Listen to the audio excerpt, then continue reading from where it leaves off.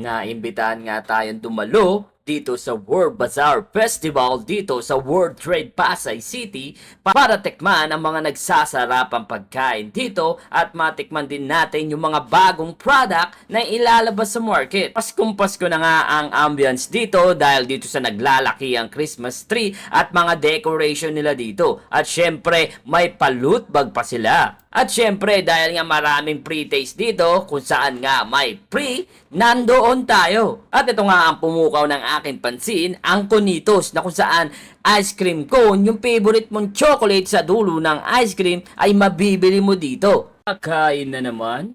Yes, dahil gutom na gutom tayo. Ayun o. Ngayon tayo nakita dito, Yearlock Foods. Ayan si Madam. Solid yung ano nila dito guys. Conitos. Ayan o. Yes. Ice cream cone. Ayan guys. Ito yung set. Man mo. Rite. Sarap to. Ikaw, set. Boss. Magkano ganito na Conitos? 400 po. 400? Ang jar. Paano pag bumili ako ng dalawa? Okay po yung ice cream. May po yung ice cream, pero magkano siya pag dalawa? Pag dalawa po, magkano? Alin, sir? Pag bumili ako 10 ng dalawa, magkano? Ano na lang, sir? Bali, 800 na lang. 800. Dapat may libreng ice cream, tama ba te?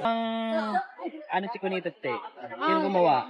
Kaming gawa po ng Yearlock Food and Business Operation. Dito lang po kami sa Pasig. Sa may pinagbuhatan po. Malapit lang po ang planta namin. Kung gusto nilang umorder ng Conitos, saan sila pwede umorder? Pwede po nila sa page po sa Sales Yearlock. Nandun na po lahat ng details po. So available din siya sa TikTok natin. Yes no? po, TikTok, Lazada, and Shopee. And ano po ba yung mga flavor nito? Maliban sa chocolate natin. Ube. Ube, available din ang Masarap po ube. yung ube din. And ano pa te? Yun lang pa. As of now, wala pa. Pero meron tayong isa pang flavor, di ba? Strawberry. Strawberry, Yes no? po. Abangan nyo sa market yun, yung paglabas ng strawberry nila. No? Panalo din yung lasa na yun. Kung nagustuhan nyo yung ube, saka yung chocolate, mas magugustuhan nyo yung strawberry. Pero by the way guys, kunin ko muna yung ice cream ko dito. So pag bumili ka dito sa World Trade, may libre kang isang ice cream. Ayan o. So yung ice cream dito guys, malaki. You know? So solid na yung ano nila, Conitos, may libre pa. Ayan o.